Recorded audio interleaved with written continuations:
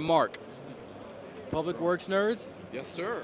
podcaster. Yep. How's it been going for you? Great. Love your podcast. You've been a great inspiration for me, actually, on my podcast journey. But yeah, things are great, actually. I do have a real job outside Yeah, the tell me about it, podcast. because I remember when we first met, you're podcasting. Okay, this is another podcaster in the space. It isn't competition, because we're both singing the same song right, for the same absolutely, people. absolutely. So it's not competition, but then you get a job, podcast starts to slow down. Tell me about what you're doing and then what your kind of push is for the podcast coming in the future. Yeah, so actually just over 14 months ago, I found myself back in the public sector as a city engineer at the city of Brooklyn Park in Minnesota, north suburb of Minneapolis.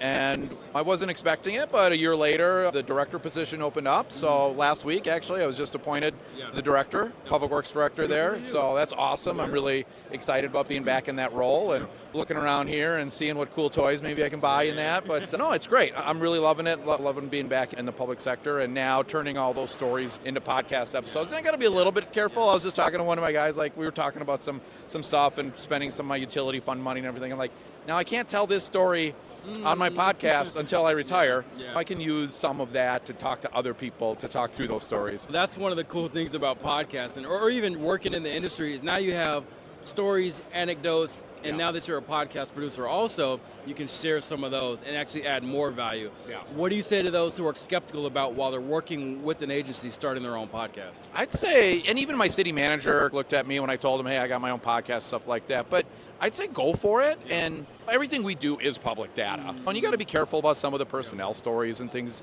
like that. But these are just great stories that you can share your successes on your projects, the lessons learned and things like that.